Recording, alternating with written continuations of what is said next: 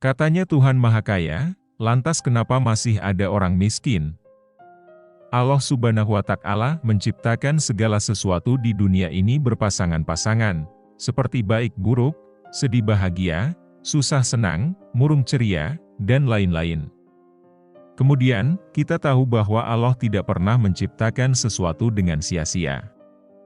Bagaimana dalilnya? Dalam surat Ali Imran ayat 191 yang artinya, yaitu, orang-orang yang mengingat Allah sambil berdiri, duduk, atau dalam keadaan berbaring, dan memikirkan tentang penciptaan langit dan bumi, seraya berkata, "Ya Tuhan kami, tidaklah Engkau menciptakan semua ini sia-sia.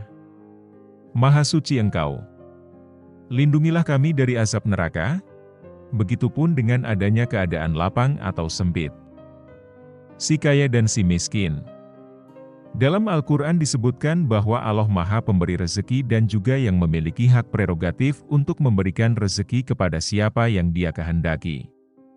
Sebagaimana dalam Al-Quran surat Al-Ankabut ayat 62 yang artinya, Allah melapangkan rezeki bagi orang yang Dia kehendaki di antara hamba-hambanya dan Dia pula yang membatasi baginya. Sungguh, Allah Maha mengetahui segala sesuatu. Jadi, kaya dan miskin adalah ketetapan Allah, bagian dari skenario Allah. Allah Subhanahu wa Ta'ala menciptakan orang kaya dan miskin agar manusia saling berhubungan. Agar kehidupan ini tetap berjalan. Bayangkan, bagaimana jadinya ketika di dunia ini semuanya kaya? Siapa yang jualan sayur? Siapa yang jadi petani? Semua sudah diatur. Justru, ketika semua manusia kaya, kita akan repot, kehidupan tidak akan berjalan. Selain itu, kaya dan miskin hanyalah ujian. Maka akan datang suatu masa di mana manusia diuji dengan kekayaan dan diuji dengan kemiskinannya. Sebagaimana dalam Al-Quran surat Al-Fajr ayat 15-16 yang artinya, adapun manusia apabila Tuhannya mengujinya lalu dia dimuliakannya dan diberinya kesenangan, maka dia akan berkata, Tuhanku telah memuliakanku. Dan adapun bila Tuhannya mengujinya lalu membatasi rezekinya, maka dia berkata, Tuhanku menghinakanku. Allah ingin melihat bagaimana reaksi seseorang ketika diuji dengan kekayaan ataupun kemiskinan, apakah akan tetap beriman atau berpaling. Tidak ada garansi orang akan tetap kaya atau akan selamanya miskin. Seluruh alur hidup manusia, Allah lah yang memegang kendali, maka bersiaplah dengan dua ujian ini ketika kita berada di salah satu posisi tersebut.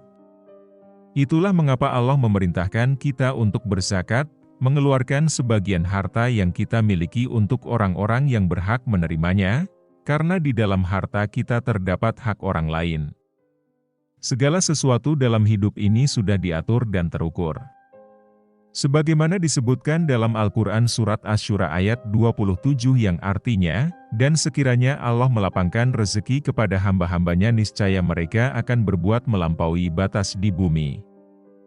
Tetapi Dia menurunkan dengan ukuran yang Dia kehendaki. Sungguh, Dia maha teliti terhadap keadaan hamba-hambanya, maha melihat.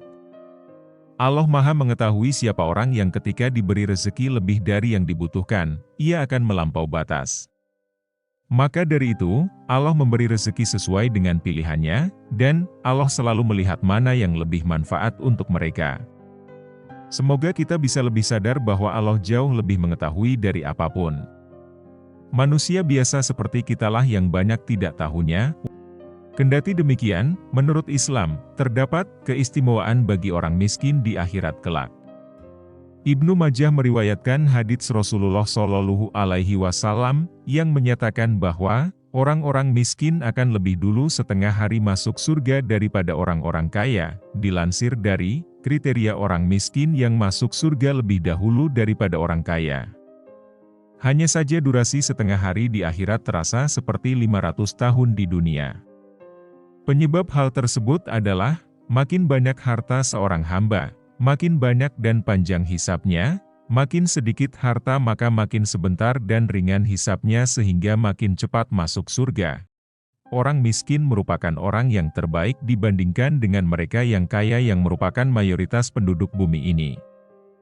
Kendati juga, Rasulullah Shallallahu Alaihi Wasallam, dalam doa beliau juga berlindung dari fitnah kaya atau diistilahkan, syarri fitnatil ghina, dan juga fitnah kemiskinan atau diistilahkan, fitnatil fakri. Sebagai tambahan pula, apakah Allah mencintai orang miskin? Jawabannya, mencintai orang miskin adalah landasan kecintaan pada Allah, mencintai orang miskin, termasuk dalam wasiat Rasulullah Shallallahu Alaihi Wasallam. Dan, memperjuangkan kehidupan orang miskin termasuk jihad di jalan Allah atau, fisabilillah, wallahu alam bisawab.